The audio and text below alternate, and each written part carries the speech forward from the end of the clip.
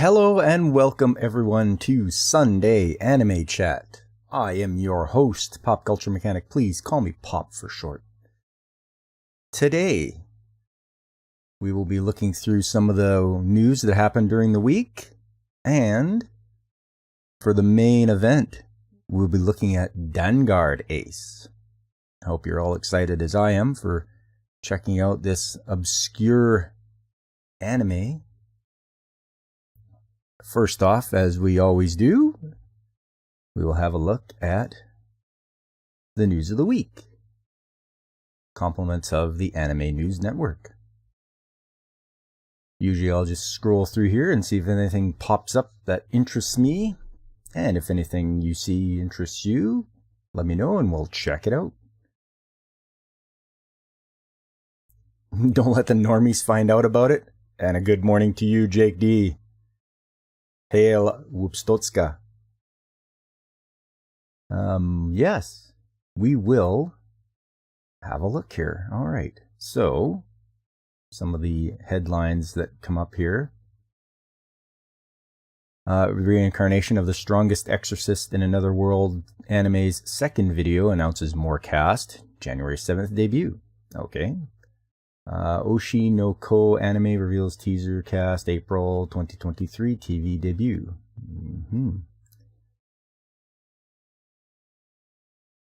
Saijo no Hana performs ending theme for New York of Is It Wrong to Try to Pick Up Girls in a Dungeon 4 anime. Wow, 4th season already. Crest acquires Utaware Rumono developer Aqua Plus. Okay, well, what's this all about?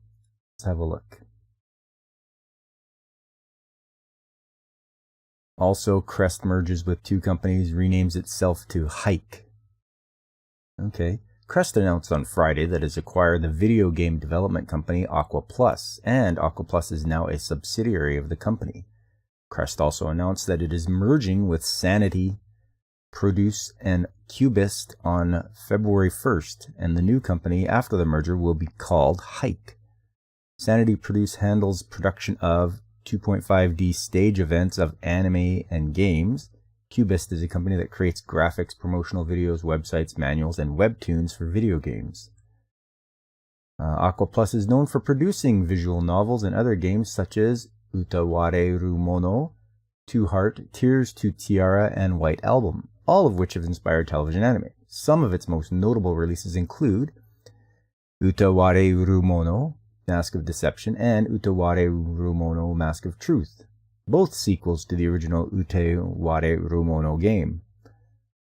How many times can they make me say Utaware Rumono? I mean, come on.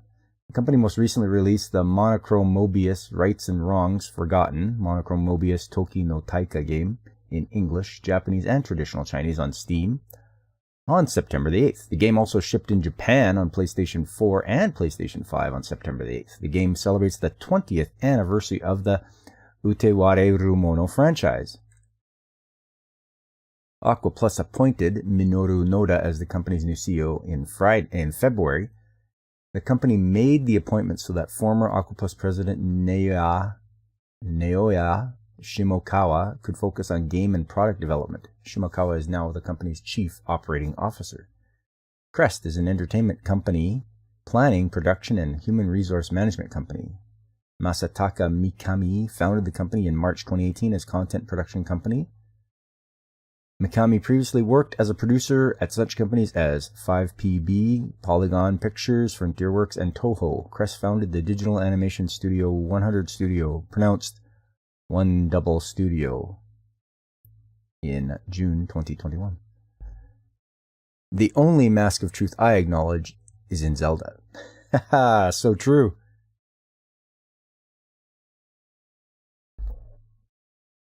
Okay, so hopefully it works out for them. Usually, you buy companies up to make better products and to expand your reach.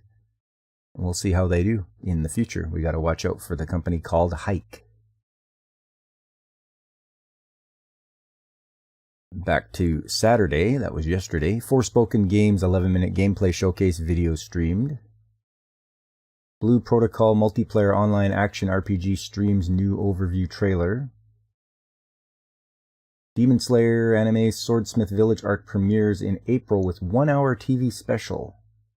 Okay. Crayon Shin-chan anime gets its first 3D CG film slated for summer 2023. Okay, I've seen a little bit of Shin-chan. It's a little bit silly. Kurimi draws adaptation of Yoshiki Tanaka's Honryu novel. Back to Friday. Tetsu Kutsumoto launches Mushoku no Kemono manga on December the 30th. Space Brothers manga is in the final stage with ending planned soon. Okay. The video game rankings in Japan. Let's go over this. Let's see where we're at here. For the Switch, Pokemon Scarlet Violet, should be no surprise there. Splatoon 3, Mario and Rabbids Sparks of Hope, Minecraft, Mario Kart 8 Deluxe, Nintendo Switch Sports, Yu-Gi-Oh! Rush Duel, Dawn of the Battle Royale, Let's Go Rush, Super Smash Bros. Ultimate, Mario Party Superstars. Finally, a PlayStation game for the PS5, Horizon Forbidden West. Back to the Nintendo Switch, number 11 is Samurai Maiden, Kirby and the Forgotten Land, Taiko no Tatsujin Rhythm Festival, Animal Crossing New Horizons, Dragon Quest X Offline Mezameshi Itsutsu no Shizoku. Number 16, FIFA 23 Legacy Edition, Spirit Hunter Deathmark 2, Suru Spirits Sute Asuberu Suizokuken, Momotaro Densetsu Showa Heisei Reiwa mo Teban. And finally, the last one on there, a PS4 game, Samurai Maiden.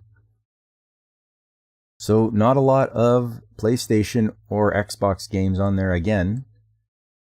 Instead, the Switch is just dominating, at least in Japan. Here's the Japanese Animation TV ranking. Let's see what we got here. Come on, Internet. You can do it. There we go. Once again, Saze-san is a 9.4 rating. Detective Conan, 7.1. Chibi Maruko-chan, 6.8. My Hero Academia Season 6 is a 5.3. Doraemon is 3.5. One Piece hanging in there with 3.2. Crayon Shin-chan, 3.1. Delicious Party Pricker, 3. Oshiri Tentai is 2.4. And something I haven't seen back on the list, animated O Saru no George or Curious George at a 2.2. And it says these are in the Kanto, Japan's Kanto region, so that is what people have been watching in that area. As a counter to that, looking up to see what people are watching, at least on this website, looks like number 1, Chainsaw Man. Number 2 is One Piece, followed by Blue Lock. So you got your soccer anime. Number 4, Bleach, 1,000-Year Blood War. Yeah, I expect that to do quite well. People are happy to have the final arc of Bleach animated. Number 5 is My Hero Academia Season 6. Number 6 is Spy Family Part 2. Number 7, The Eminence in Shadow. Number 8, just plain old Bleach. Number 9, More Than a Married Couple But Not Lovers. And number 10, Reincarnated as a Sword. It's hanging in there. It's one of my favorites for this season. I really like him Reincarnated as a Sword. But back to it. What do we got here? Anything?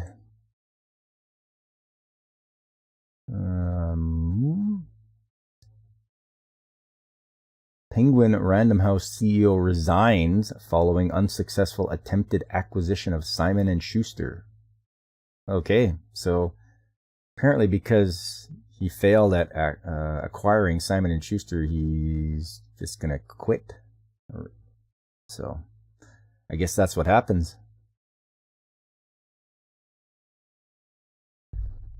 Okay. Moving along. Assassin anime Buddy Daddies reveals character promo video January 6th premiere. 2.5 dimensional seduction manga gets TV anime. It's on fire, Jake D. Get fired?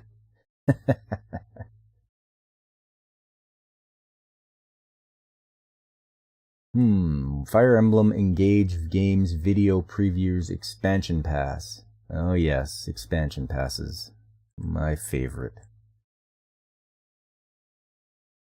When I buy something, a game, a car, because have anybody heard this now that they oh, you mean about the termination fee? Oh, okay. Yeah, that was quite pricey, I thought. But when I buy a car, a video game, especially if you heard now that with cars, if you want more horsepower, apparently you have to subscribe to like Mercedes. It's like, oh, can you unlock my car's full horsepower for me? Thanks. I have to subscribe to you in order to keep that. That makes me angry. There's no reason for them to come back and get you to pay. So, you know what? I would never buy a car from them. It's like, you know what? Up yours, I'm going to buy an older car. I'm going to buy something that isn't computer controlled or isn't electric. Because why should I have to pay you again and again monthly in order to have my car have its full potential unlocked? It's just idiotic. I'm just disgusted by the whole thing. These guys have to knock it off. This is getting out of hand. We have to do something about it. Whether it's get rid of a lot of the computer controls in the car, or just go back to your basic engine where you don't need fancy stuff. So yeah, this is something that is ridiculous and needs to stop like right now. Same for video games. I buy a game once. I should not have to pay for a pass to play online with people. It was never like that before. I shouldn't have to pay for extra DLC for a game. What they used to do, release the game, it worked fine, it was quality controlled. Now they release a game, it's half done, you need an 80 gigabyte download on your first, when you first buy it, just to able to play it. So I think the video game industry needs a good slap, and they got to sort themselves out and stop doing this to people. And it's our own fault too. If people keep buying this stuff, they're going to keep doing it. So you know what? Stop it. Stop doing this. You have to show them, and the only thing they understand is money. So once they don't get it for what they're trying to do, they will stop it. And that's my rant for this morning.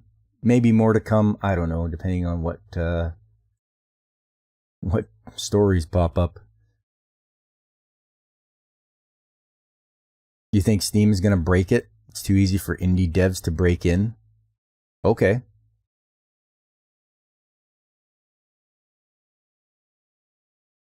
Yeah, it's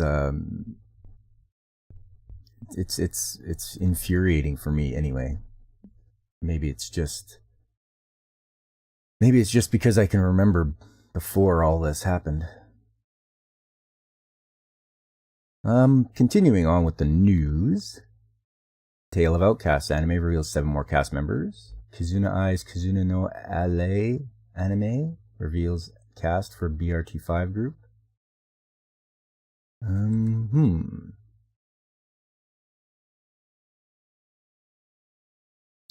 Elden Ring wins Game of the Year at the Game Awards, and no one should be surprised. There was a lot of people were playing that game, and apparently they liked it. So I don't watch the Game Awards. Yeah, I just don't watch them because it doesn't interest me. If I will play a game and I like it, that's good enough for me. I don't have to be told that there's a Game of the Year and this is it. And what else?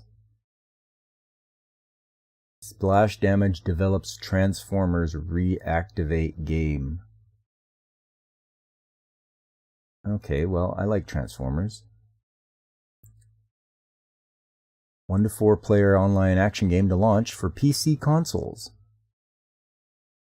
Last of Us 2 would have beaten it. That's why I don't put any stock in the Game Awards.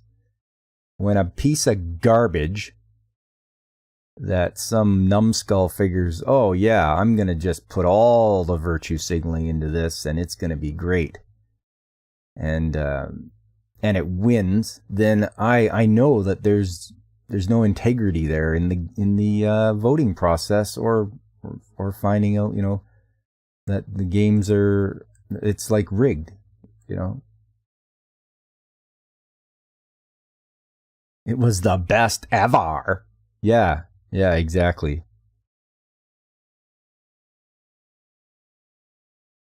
Developer Splash Damage revealed the Transformers Reactivate game during the Game Awards event on Thursday. The game will launch for PC and consoles. In the 1 to 4 online game, players will fight back against the Legion. Hasbro describes the story. The gravest threat to humanity has arrived, and it's already won.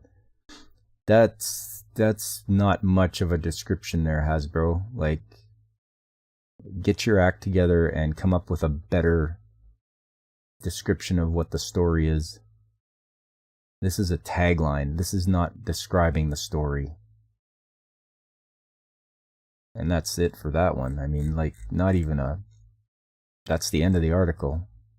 So you have to do more than that to get me to invest in a Transformers game. The last one I bought was Transformers Devastation, and it was great. I had a great time playing that game. Bayonetta Origins, Cereza, and the Lost Demon game announced for March 17th release. Oh, I don't know about this. I don't know about this at all. You want to play young Bayonetta? I'm definitely wary of this one. Need Zoids? Zoids! There you go. I think I was a little too old for Zoids when they came out, so I don't remember much about them. Forspoken game launches demo for PlayStation 5. Bandai Namco's Blue Protocol multiplayer online action RPG launches globally in the second half of 2023. Tekken 8 trailer reveals returning characters, highlights story. Wow, Tekken's still going, eh? Tekken 8. Oh, and Street Fighter 6 trailer reveals 4 new characters, June 2nd release date. Yeah, amazing. Street Fighter is still going. Was cool in the first 2 anime, Animal Mechs. Animal Mechs, okay. Yeah, I don't think I've ever been introduced to Li Wulong. Was that the fella's name, the main character? Oh, Kojima Productions officially reveals Death Stranding 2 game. Hey, look, more walking simulator.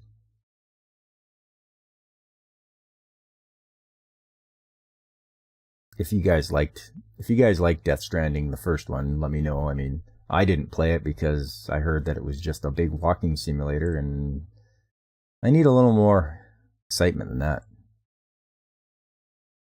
Final Fantasy 16 game's latest trailer reveals June 22nd, 2023 release. Oh, in Tekken, there's a Jackie Chan type cop named Liu Long. Okay. Yeah. I liked his movies. I've watched some of the Super Cop movies with Jackie Chan in them. They're pretty good.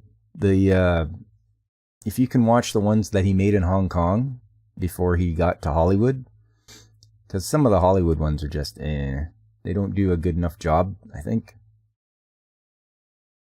But yeah, some of his earlier movies. There was one where I think he fell into like a Street Fighter video game and came out as Chun-Li and fought the guy like her. Super Mario Brothers movie clip highlights Mushroom Kingdom. From Software announces Armored Core 6. I think a lot of people are excited for that one. Nice mech game for people to play. It's going to be on the PS5, PS4, Xbox, X and S, Xbox One, Steam.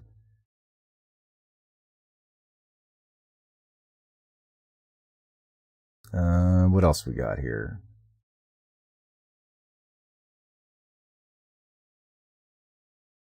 Cutie and the Beast manga resumes after 11-month hiatus. Cutie and the Beast. No, nothing much.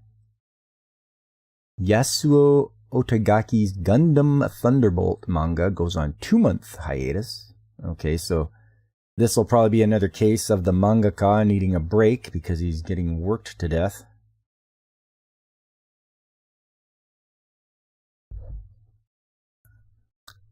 High Dive, some temporarily unavailable series expected to return to High Dive in early 2023. Do you understand the words that are coming out my mouth? Funny, I seem to get that a lot.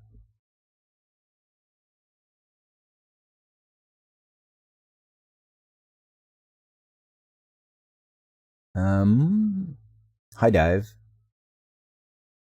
is going to bring some temporarily unavailable series are expected to return in early 2023. Series such as Amagi Brilliant Park, Digicharet are unavailable due to ongoing curation of High Dive library. Okay. Rough. From Rush Hour. There you go. Rush Hour with Chris Rock.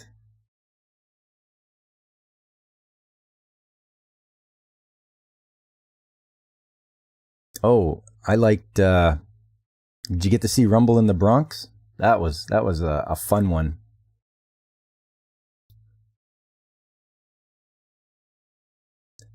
High Dive revealed to ANN that due to a regular and ongoing curation of its library, some series such as Amagi Brilliant Park and Digicharet are temporarily unavailable, but are expected to return to High Dive in early 2023. High Dive did not list all series that are missing or when it removed them. AMC Networks acquired Sentai Holdings, LLC, which includes Sentai Filmworks and the High Dive streaming service, in January. The acquisition includes all the member interests from Cool Japan Fund Incorporated, a public-private Japanese investment fund. You have not. You regret your action movie watch history is somewhat lacking. Oh, Jake D. Buddy, get in there. Gotta boost those numbers. Watch some more action movies. Especially if they're martial arts ones. I've got myself quite a list of ones to recommend to people. They are pretty darn good. Maybe after this article, I'll tell you a few of them.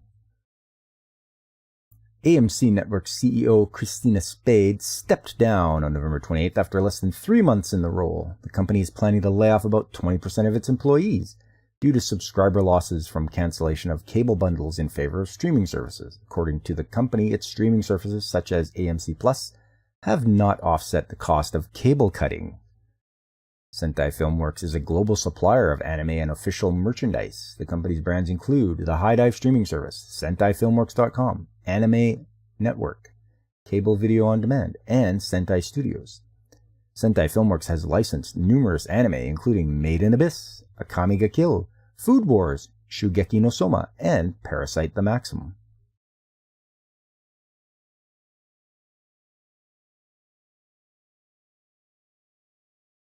Okay, so Jake D, get yourself pen and paper. Write this down. You got to watch Iron Monkey. That is quite an enjoyable one. Once Upon a Time in China, numbers 1, 2, and 3. That's another good one. That's about one of the famous Chinese martial artists named Wang Fei Hung. Yeah, watch yourself some. Geez, what was the one? That was the one I just said about Jackie Chan. Rumble in the Bronx. Watch yourself some Rumble in the Bronx. That was filmed in actually the city of Vancouver. Even though they try to play it up as New York, it is not New York.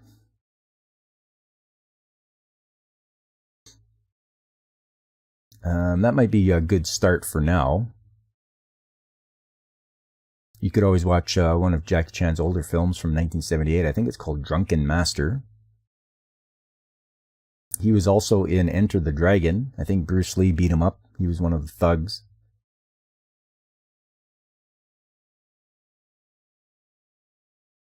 That's probably enough for now to get you started.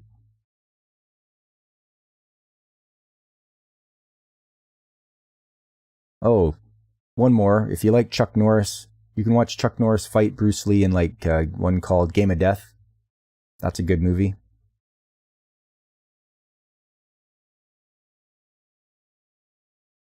Back to the news. Nier Automata version 1.1a animes video visual highlight. The Misfit of Demon King Academy 2 animes. Chuck, yes!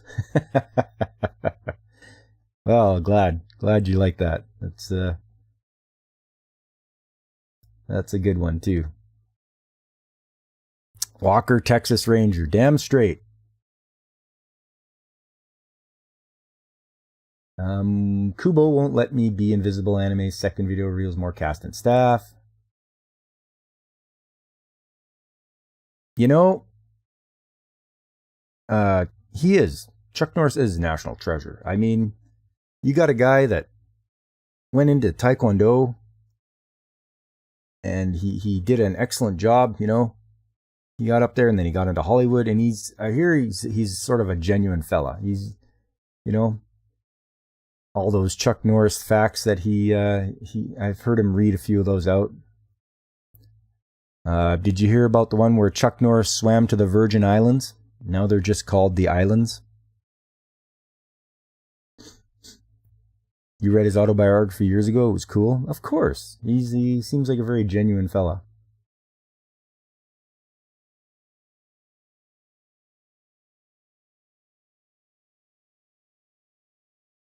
The Total Gym, yeah. Apparently you can't search for Chuck Norris on Google. Instead, Chuck Norris searches for you. Something like that.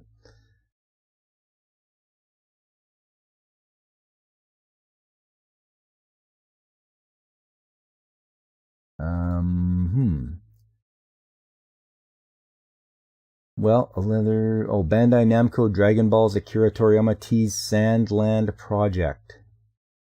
What is this about? Project reveals more details on December 17th. So we gotta wait. We gotta wait till Saturday? Okay. Bandai Namco opened a teaser website on Thursday to announce the company and Akira Toriyama's Sandland Project. Bandai Namco streamed a teaser trailer that will reveal more details about the project on December 17th. The website's countdown timer will end on that date at 8:30 a.m. That's December 16th at 6:30 p.m. Eastern Standard Time. A half hour before the opening of the Jump Festa event. Jump Festa is always good. I enjoy that. Toriyama doesn't have enough money? I don't know, maybe. Maybe not. The Sandland manga is a short series that Toriyama serialized in Shueisha's weekly Shonen Jump magazine from May to August 2000. Shueisha published one compiled book volume of the manga in November 2000.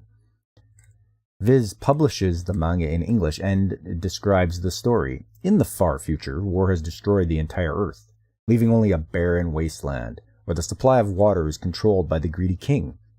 In search of a long-lost lake, Sheriff Rao asked the king of the demons for help, and got the king's son, Beelzebub, and his assistant Thief. Together, the unlikely trio sets off across the desert, facing dragons, bandits, and the deadliest foe of all, the king's army itself. It's travel, adventure, and tank action in this new story from Akira Toriyama, the creator of Dragon Ball Z. Toriyama began his first serialized manga, Dr. Slump, which I did a review of last week on my live stream, in 1980, and it inspired 2 television, anime, and multiple films. Toriyama followed up with Dragon Ball, which ran from 1984 to 1995, and is still inspiring manga and anime sequels and spin-offs today. He is well known as the character designer for the Dragon Quest, Chrono Trigger, and Blue Dragon games. Yes, all that is true. Man, retire the pen. Stop killing yourself.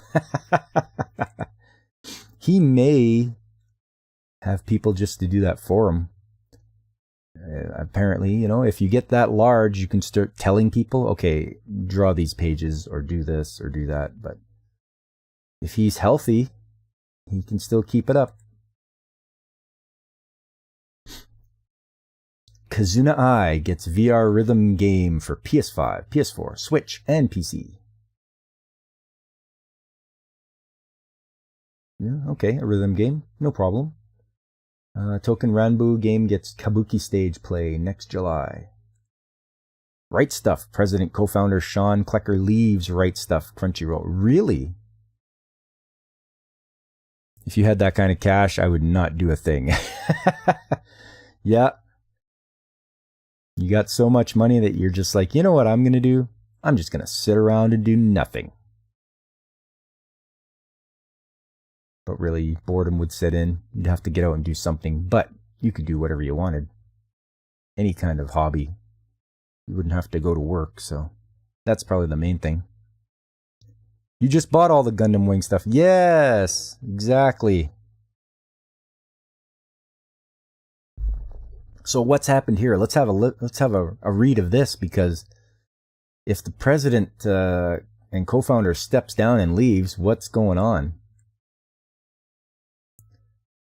It says here, Kleckner co-founded Anime Retail Licensing Company in 1987, so he's been around a long time.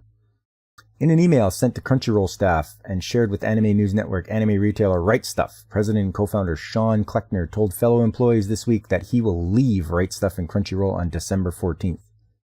He expressed his confidence in the current Right Stuff management team at Crunchyroll.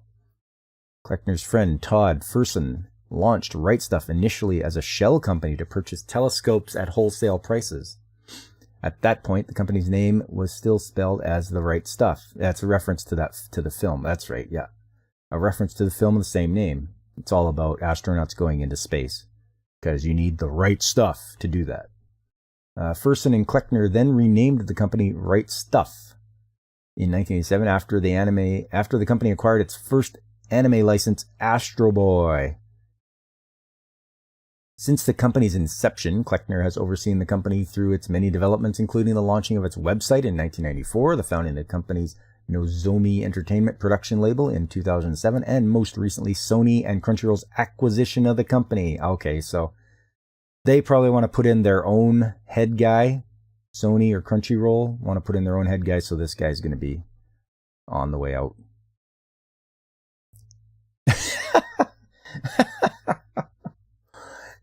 In the German space program, you need the Reich stuff. Yes. Yeah, okay. We'll just leave it at that, Jake D. In his internal email to staff announcing his departure, Kleckner highlighted the customer-focused approach that he maintained at the company, which he refers to as super service. He said that Right Stuff has maintained a reputation of personalized customer response as well as secure packaging and shipping to customers. Well, I don't know. Did Did that happen to you, Jake D? Did you get good customer response and good packaging and shipping for your stuff? Did it come in? Crunchyroll announced on August 4th earlier this year that it has acquired Right Stuf to expand its e-commerce service. Kleckner and the Right Stuf team then joined Crunchyroll's emerging businesses organization led by Terry Lee. Okay. We're effed.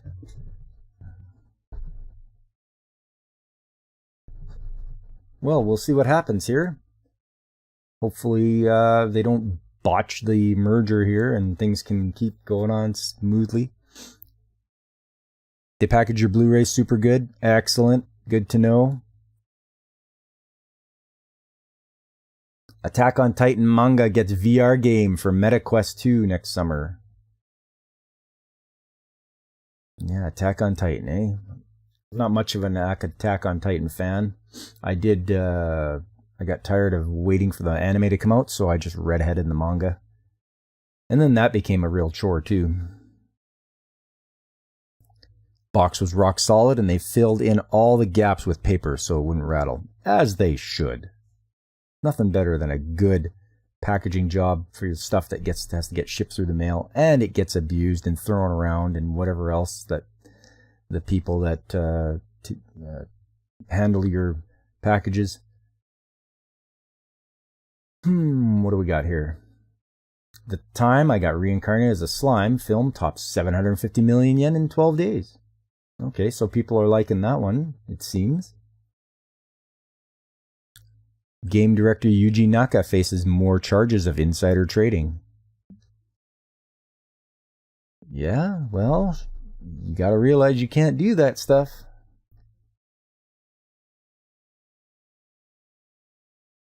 Crunchyroll adds Liz and the Bluebird, Makia Isekai Quartet, Another World, The Wonderland, Penguin Highway, more anime films.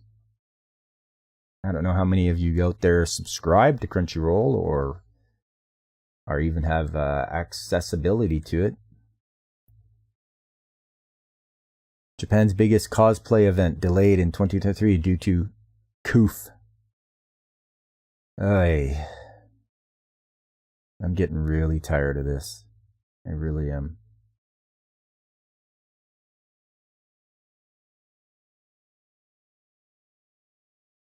You do? That's good, Jake D. Ippon, again, high school judo anime reveals ending theme, visual, January 8th premiere. We're getting a judo anime. Yowamushi Pedal Limit Break anime reveals second parts theme song. Oh, cycling. We need one more good war to get it out of the politicians' heads. Hey. I do not want to live through another or any kind of war. I really don't. What else we got here? Bandai to launch Union Arena crossover trading card game. Okay. Fate Strange Fake Whispers of Dawn TV anime special delayed from December 31st.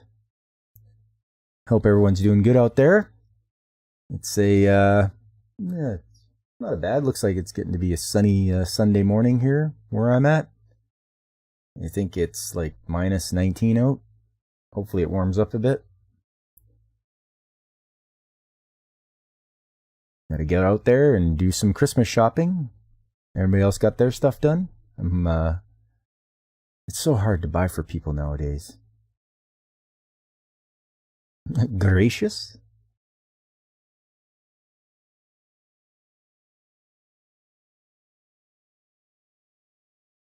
Okay, for Tuesday, Detective Conan anime gets compilation film about Ai Haibara. Yankees in the winter. Can't call me. I'm not a Yankee. I'm a Canuck, Jake D. Come on.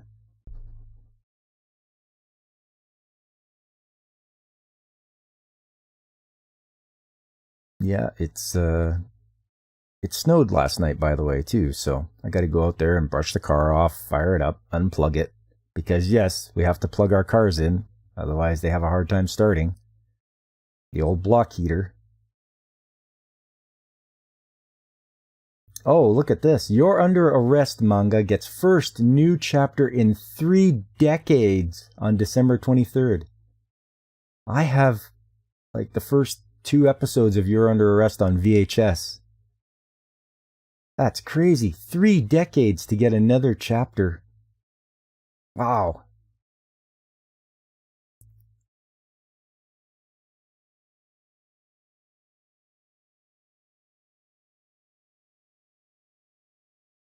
Yeah, exactly. Wow. Toho International appoints former Crunchyroll executives Kristen Parcell, Stacy Burt to build e-commerce platform for Godzilla franchise. I don't know about this. She's got pink hair. Uh-oh.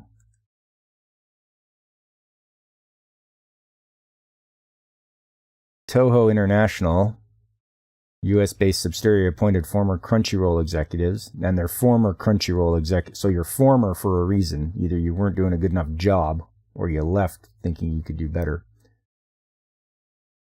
And those two will focus on building e-commerce platform catered to fandom for Toho's Godzilla franchise, including its anime. The new platform will feature existing products and exclusives, and Toho is planning to expand to other properties in the near future.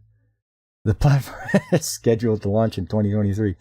That seems to be your go-to catchphrase, Jake D. We're effed. Oh no, we're effed. Please no, please no, please no. They're not creating any of the shows, they're just marketing them. So hopefully, and it's with e-commerce, so Parcell will also lead licensing for merchandise, video games, and live events. Toho will be actively collaborating with partners on managing licensing rights across all its intellectual properties. Parcell was previously vice president of e-commerce at Crunchyroll. She also worked in licensing at Netflix, Sega of America, and Viz Media. She started her career in music at Artist Direct. Burt previously served as senior manager and then director of marketing at Crunchyroll, supported the growth of the company's e-commerce, and also grew the global presence of the Crunchyroll Anime Awards. Joanne Waj, who was previously a general manager at Crunchyroll, will advise Parcell and Burt. Toho is producing a new work in the Godzilla franchise with Takashi Yamazaki as the director and writer, and also credited for visual effects. The new work will debut on November the 3rd, 2023, which is Godzilla Day. Toho's latest Japanese live-action installment in its iconic and long-running franchise is Hideki Anno's Shin Godzilla, which opened in 2016 and earned 8.2 billion yen at the box office in Japan. After opening in Japan in July 2016, the movie was the latest in Toho's film series, and after a 12-year absence since 2004 Godzilla's Final Wars, Funimation screened the film in theaters in North America in October 2016. The Godzilla Singular Point anime series debuted in Japan in March 2021. Every episode premiered on Netflix in Japan first before its television broadcast. Netflix debuted the anime outside of Japan in June 2021. Netflix previously debuted a Godzilla anime film trilogy between November 2017 and November 2018. Warner Brothers and Legendary Entertainment's Godzilla vs. Kong film opened in the United States in March 2021 and in Japan in July 2021. Legendary Entertainment is planning a new series for the franchise for the Apple TV Plus streaming service. Oh, Apple TV Plus. I mean, honestly, who has that? Down the hatch, John Wayne. Where's my bottle of bleach? I think I have some. Easy, Jake D. Don't take it just yet. Shin Godzilla was awesome. Singular Point was not. Okay, I'll have to take your word for it. I do think I have to see Shin Godzilla. I think that would be a good idea. The wife and I, we watched the original Godzilla, not the one with Raymond Burr, but the actual Japanese original one with subtitles. And yeah, he dies at the end. Spoiler. Gundam The Witch from Mercury anime's first part ends on January 8th due to special programming. Okay. It's made by the Evangelion dude. Oh yeah, alright. Hideki Anno. I believe that's him.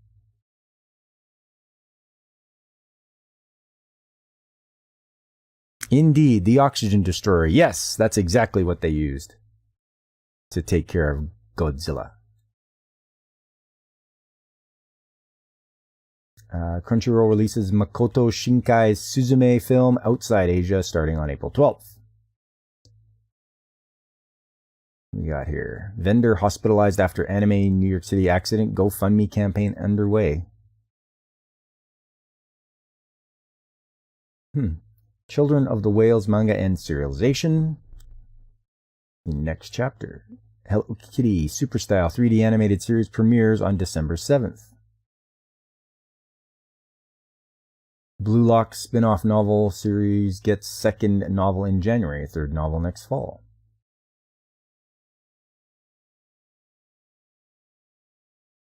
What else we got here?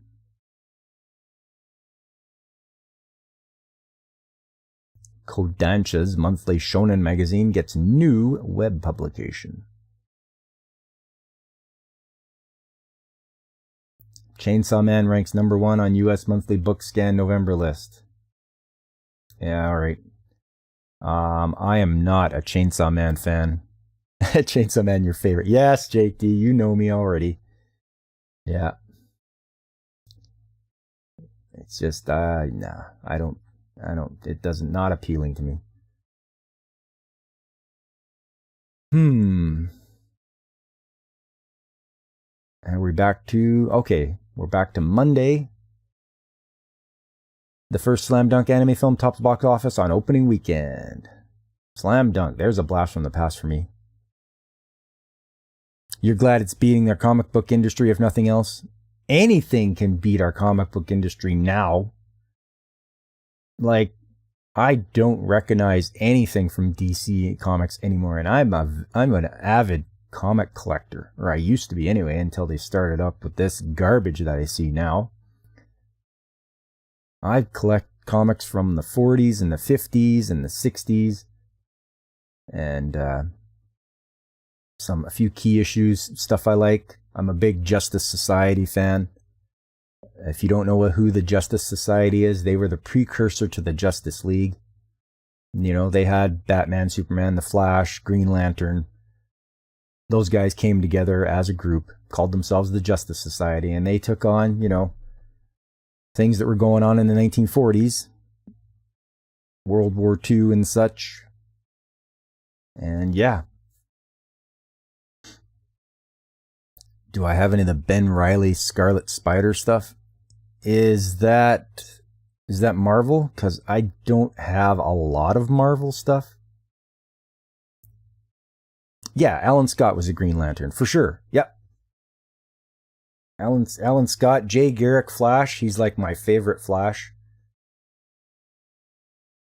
And who else? They had a few others. Oh, The Spectre. If you ever get a chance to see DC's animated short for The Spectre, watch it. It is good. It's not that long, but they did a couple of DC shorts.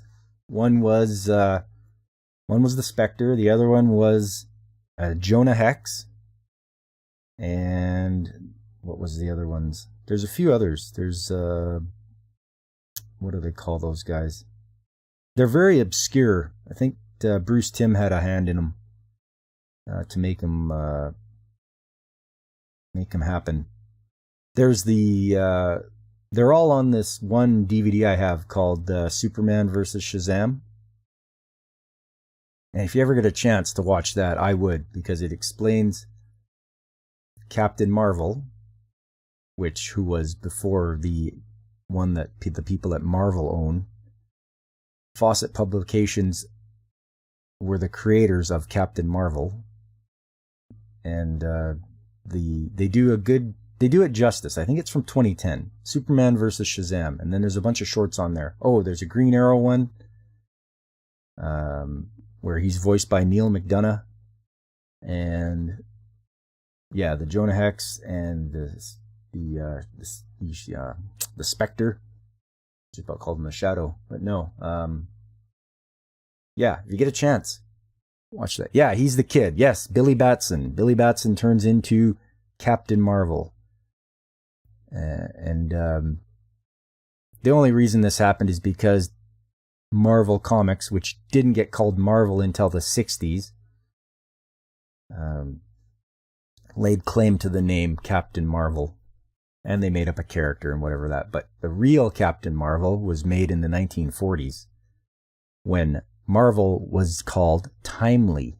I did a whole video on this about on YouTube about how Marvel is lucky to be around, and I still stand by that. They are so lucky they made it through, because they went through some pretty bad times, and they just about they were lucky DC allowed them to use their distribution service. Otherwise, they would have folded.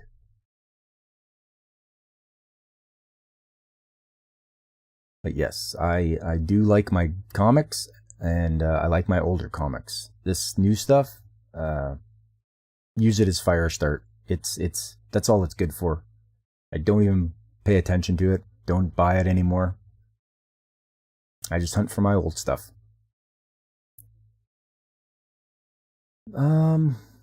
Yeah, so we're catching up here. This is Monday.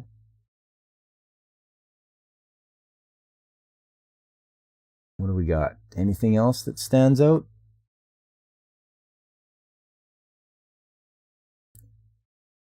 One Piece Film Red tops the Chinese box office, earns nearly $1 million at the Korean box office. Well, that's good to know. I hope it did well over here. My wife and I did go and see One Piece Film Red in the theaters with subtitles. Ra's al Ghul's your favorite DC character? Yeah. If you listen to the Batman animated series, he is voiced by David Warner.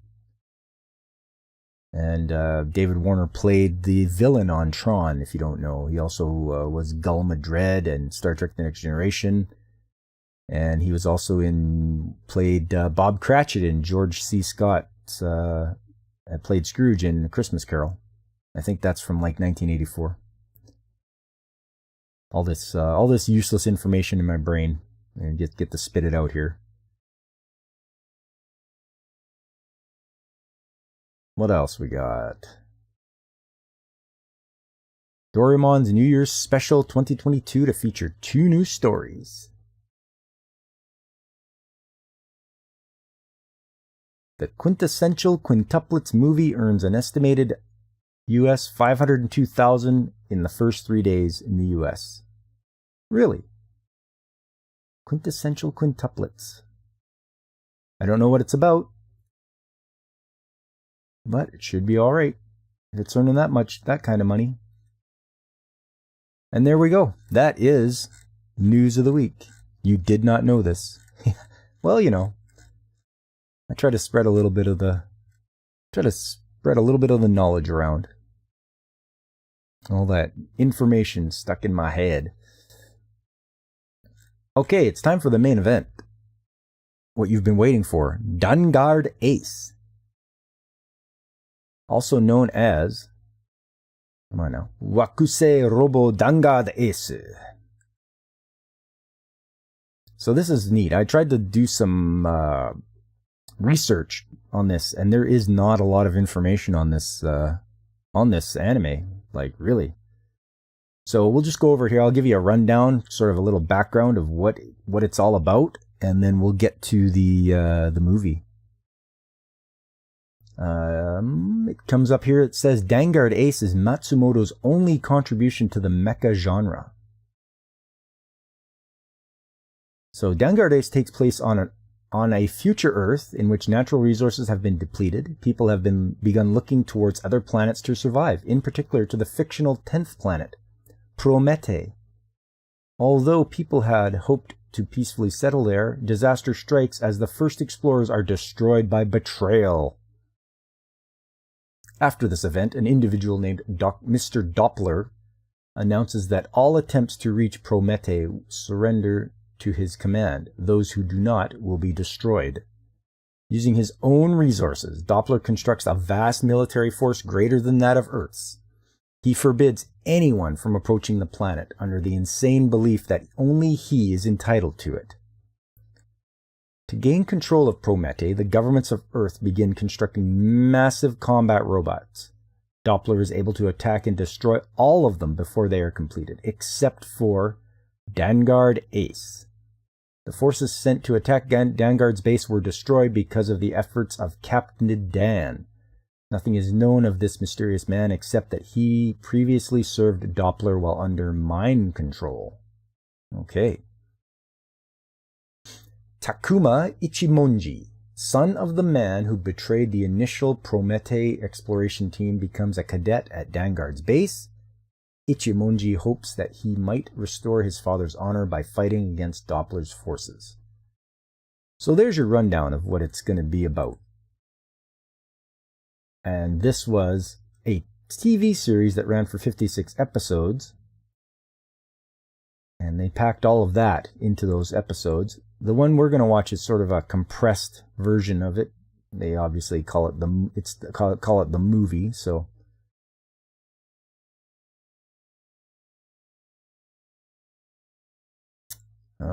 anything else? Nothing really. This is a very short wiki page. The film we're going to look over is called Dangard Ace: The Great Space War. There's another one out there called Dangard Ace versus Insect Robot Troop. So I haven't watched that one yet. But we'll concentrate on The Great Space War.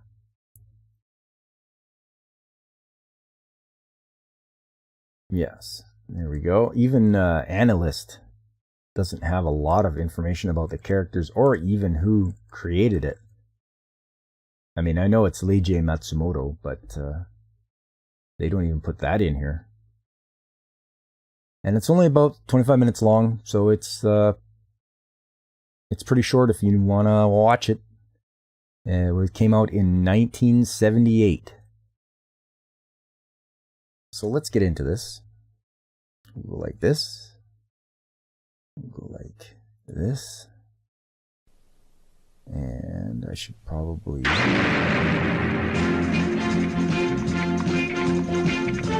Okay, stop that. Can't keep doing that. Turn that off. There we go. Yes, so as it goes, we start out in space with their ship called the Jazdem. And as it describes the movie before it starts, really. Jazdem is traveling in space searching for the planet of hope, Promete. And we knew that already because we read the synopsis of what's going on. The great spectacle that takes place in outer space is hitting the big screen. Planetary robo Dangard Ace. The great naval war in space. Look forward to it. And then it begins. Get the title screen. They give you the title. And then they start their opening sequence. It's a little bit of a song.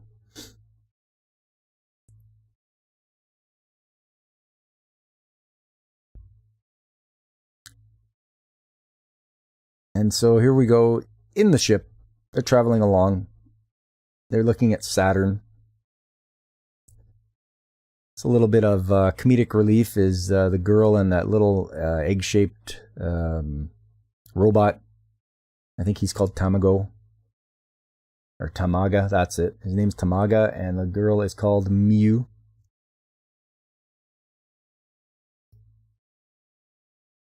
So she wants to know if they're going to faint if they pass through that environment. And he's like, no.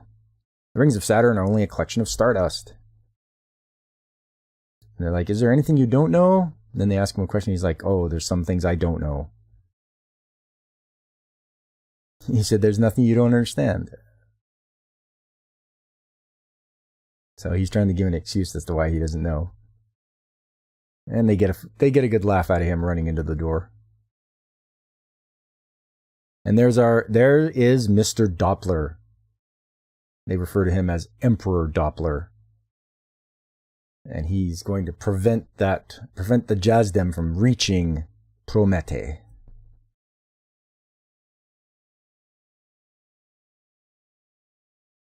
So he sends his underling out. I think his name is Tony. And you see right away that the character designs that it's a typical Leiji Matsumoto character design right off the bat. The hair, the big hair everywhere. And Doppler's ship is called the Promastar. So they know that they're gonna get attacked by him, but they gotta try to find him. Right there it says, sooner or later we'll have to face Doppler.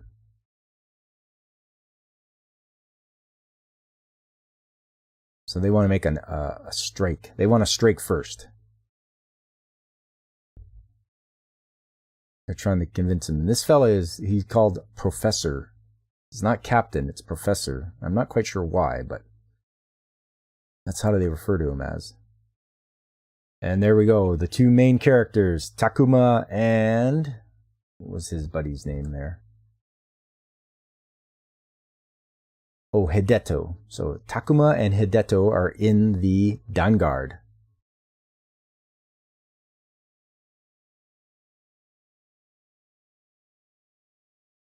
Let's get back to here.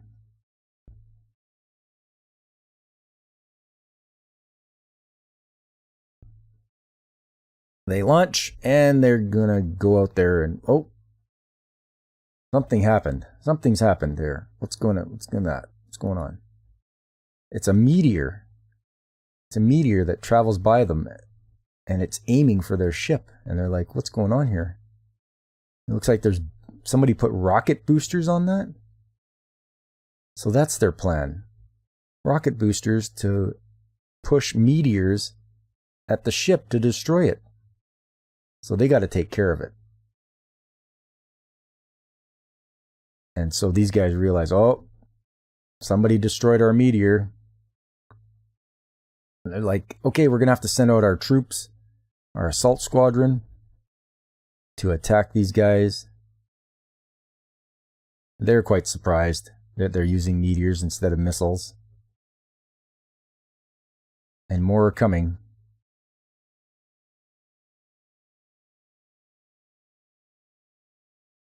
So these guys are going to handle it, and they transform into Dangard Ace to handle these meteors. And they perform all their attacks. Of course, they have to shout every attack they make, which kind of reminds me of, I wonder if Gunbuster lifted it from these guys, because it's pretty funny watching them shout out their attacks and then do their attack. Oh, and they know that there's an assault squadron here from the enemies.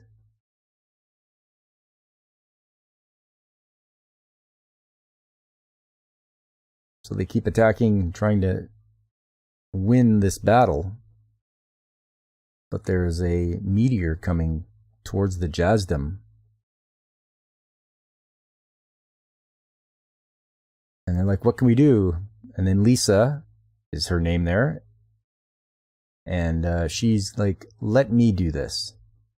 She wants to go out there and destroy that meteor so it doesn't hit the ship.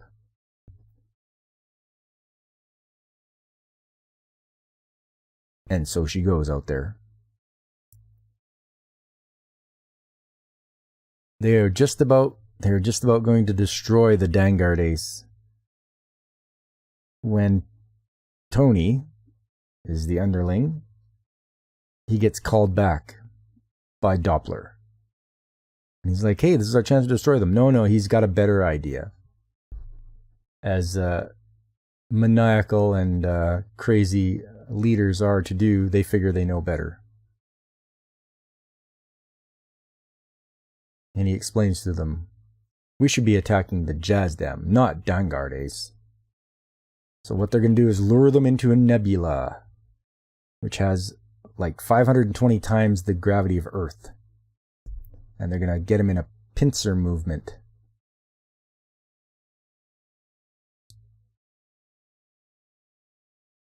They'll wait for them and then attack them from both sides. That's the plan. Lure them into the nebula. And then they mobilize perhaps one of the best named mecha or robots to take them on, Mecha Satan. You know something's bad when it's called Mecha Satan. Launch Mecha Satan Gyavil. And it's going to go after him. Meanwhile, Lisa is fighting the meteor, trying to blow it up before it reaches the ship. And I think she does get to it, but the explosion that happens tosses her. And she gets tossed away into space, unconscious. Now they're letting them know in the Dangard that she went to blow it up, but she's disappeared, and they're searching for her. And he wants to search for her as well, Takuma. But obviously Mecha Satan has something to say about that. And a battle ensues between Dangard Ace and Mecha Satan. And they try all their attacks, and nothing's working because Mecha Satan is super tough.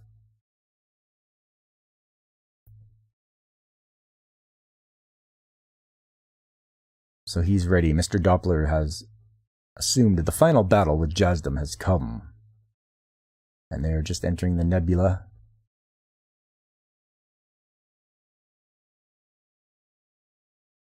They think she may be in the nebula because it's got so much gravity pull on there.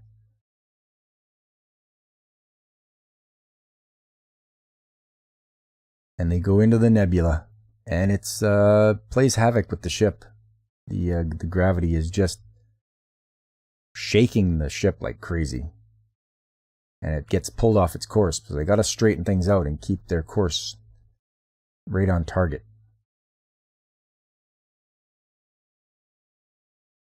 So they move to their area, their designated waypoint, to wait for the Jasdam. Dangard's still fighting Mecha Satan, but they notice that there is nobody piloting it. So there's no one there. It's strictly a robot.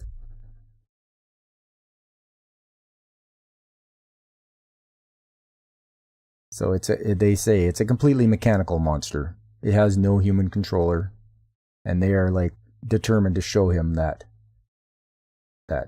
humans are better than machines.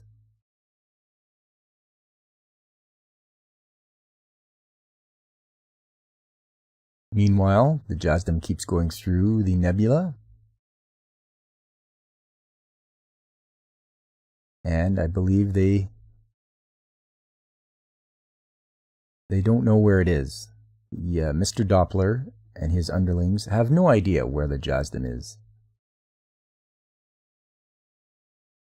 But the Jasdam gets informed that there is a large obstacle in front of him, which turns out to be the enemy ship of Mr. Doppler, and he can't believe his eyes. They're going to be attacked. They had no idea it was coming, and that they escaped from the nebula. So a ship battle ensues. And the Jasdam has a barrier so that they can protect themselves.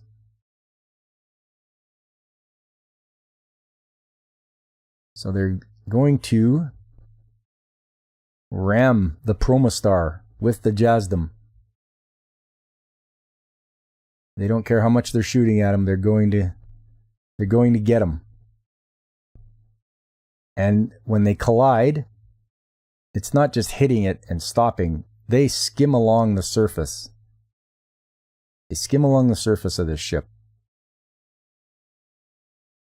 And it does lots of damage.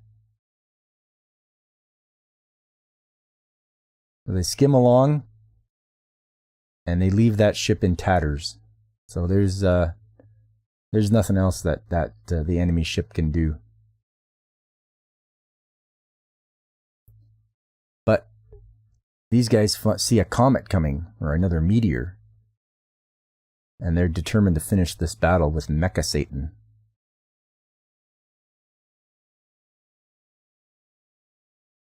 And they're hanging on. hanging on until the last second. Here it comes. He shoots his cannon, flies away, and Mecha Satan gets destroyed by the meteor.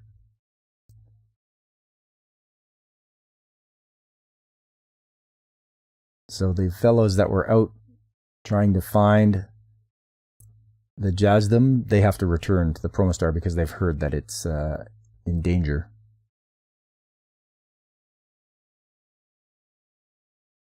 And this seems to be a common theme in lots of Matsumoto's work, is that we are not machines, we are flesh and blood humans. If you watch Galaxy Express 39, you know that that's one of the major themes in that show, is maintaining your humanity or becoming a machine. So it seems he likes to put that message in his works. Oh, and they found Lisa. They pick up her ship. She's okay. And they're going to head back to the Jasdom, where they congratulate one another. Everything's good. Everything's happy. It's a happy ending.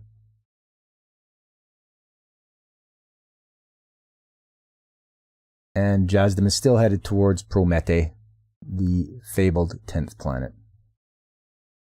And it ends with a little, like a melancholy song, singing about their cruiser and how they're going to be the saviors of Earth.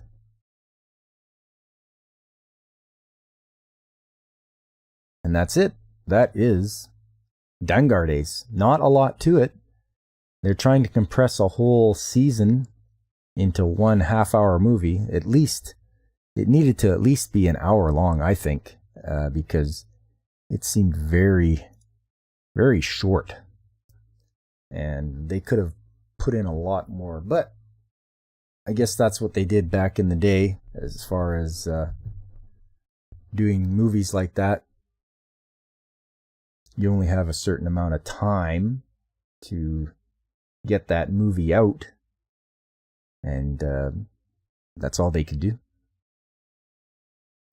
But very, it's nice to see a little something more obscure from Leiji Matsumoto, because I have watched Galaxy Express 39, and I have watched Uchu Senkan Yamato, also known as Starblazers. And what else? What else did he put out? He put out, Captain Harlock, or Queen Emeraldas. If you haven't seen Captain Harlock, I highly recommend it. It is a good show. Same with Galaxy Express 39. You get to travel on the Galactic Railroad. I mean, what more could you want? Traveling from planet to planet, discovering your humanity. What makes people human? I think he did a very good job with that one.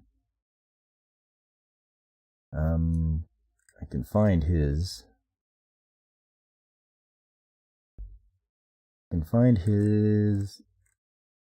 things that he's made. And yeah, a lot of them are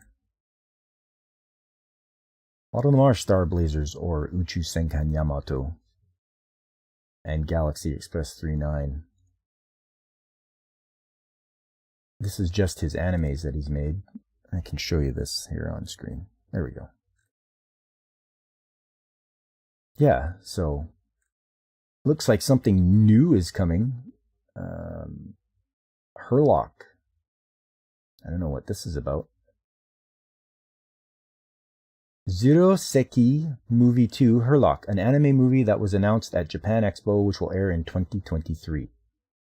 It's got Captain Harlock in it. It'll be brand new.